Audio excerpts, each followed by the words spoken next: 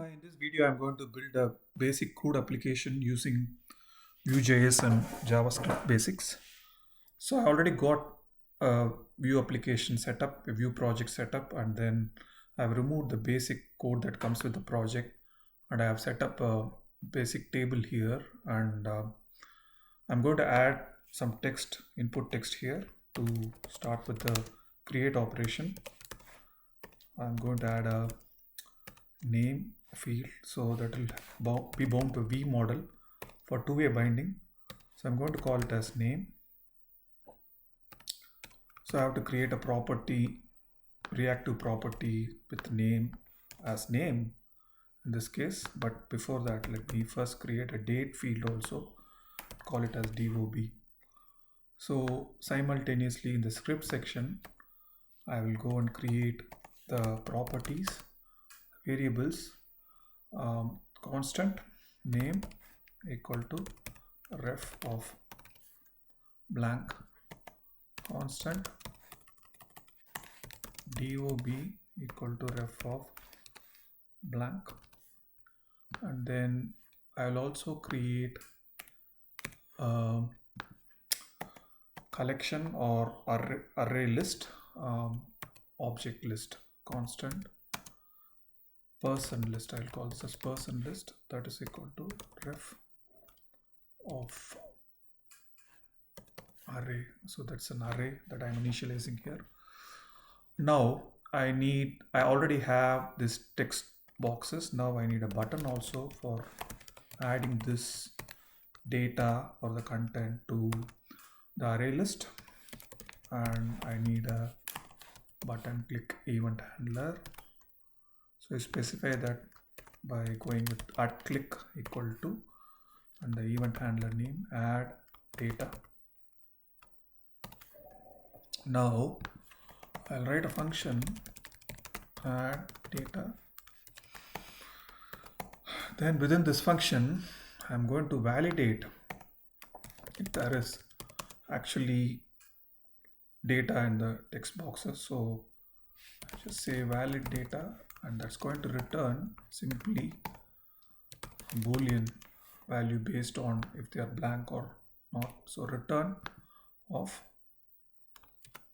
I'm going to say name dot value ampersand dob dot value. So if valid data, then what I'm going to do, I'm going to push it to the person list dot value dot push, and I'm going to pass this object which is name colon name dot value comma dob colon dob dot value, and I'm going to clear these controls because the value is obviously added to the array list, so I don't need those anymore. So name of dot value equal to date of birth dot value equal to space. So that clears the control. Now I'll have to add a v-for, so that anytime I add an object or set of values, name and date of birth, they get added to the array list, and that array list should be populated in the UI.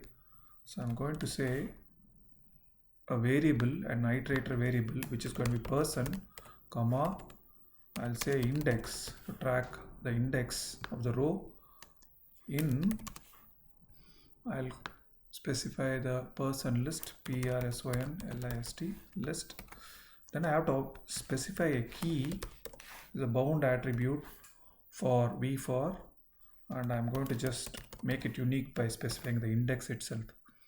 So now in each of the cells, person is the iterator or the individual row, and I'm going to use the property name here for the first cell. The next cell, I'm going to say dob. Now the next thing is I have to calculate the age. Let me do that. While I'm here, I'll say get age, and that will be in flower braces.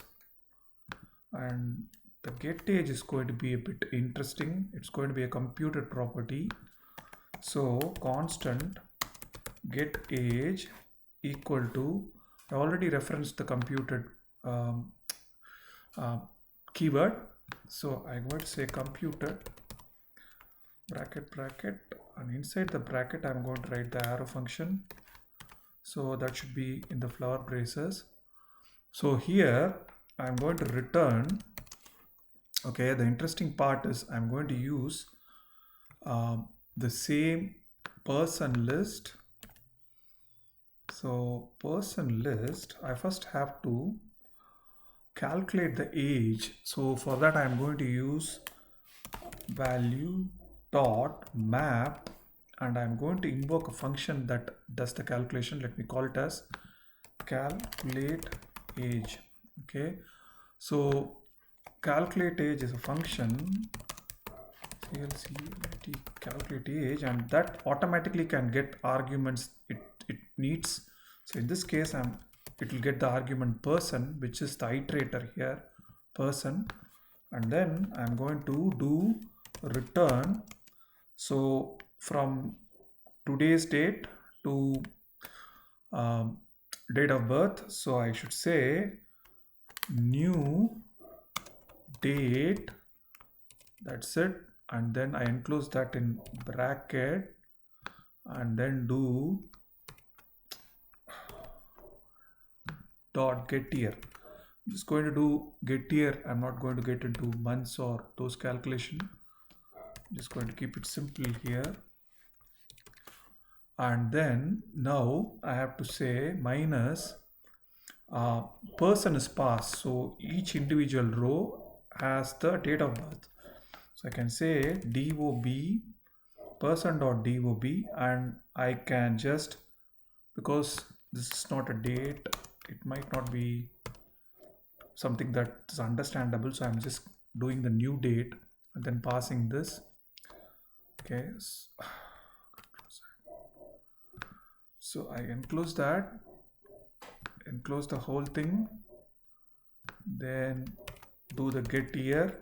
So this should return me the age for that particular row and pass it back to get age. Computed property is needed because anytime I add a row, then the date of birth should automatically trigger and create the get age. So let's see how this works. But again, one more thing.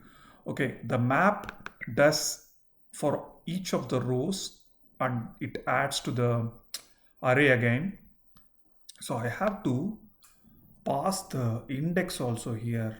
So it's like I'm saying, although you have got the whole array that's calculated, just pick up the one for this particular row.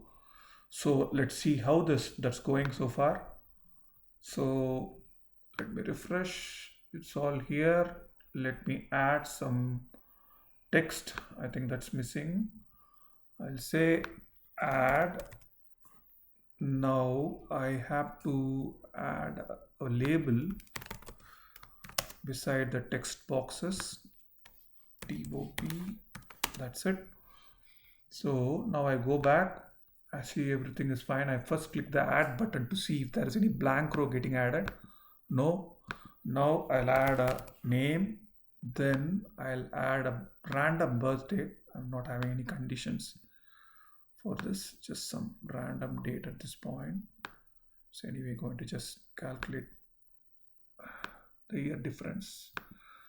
Let's say February of 2011 and just add. So that does the job actually, because 2011 and now we are in 2024.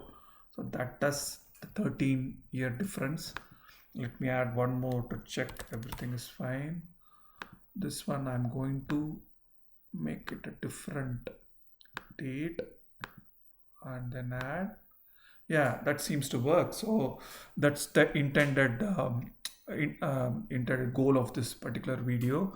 I just wanted to show how to add to the row, to the array list, and then using calculated property, how we can do the calculation on the fly. For example, if you get rid of this, let's see what happens. I removed the computer, so it's mounting. It mounted the component because it's a change to the code. So I'll just say now, and let's see what happens if we don't specify the counter. Ideally, the age will not be calculated. Let's see if that in action. Yeah, age is not getting calculated. Although there is no error here, the age is not getting calculated. So that's one thing. So let's revert that.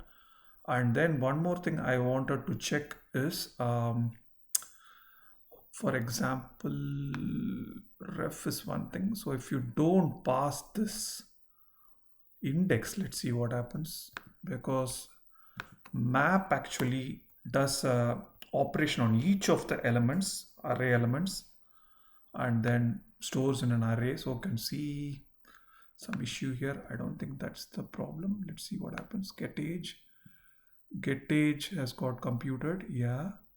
So it's throwing a totally different error at this point. Let me see. Let me refresh this. Okay. Let me add a new row. See what happens.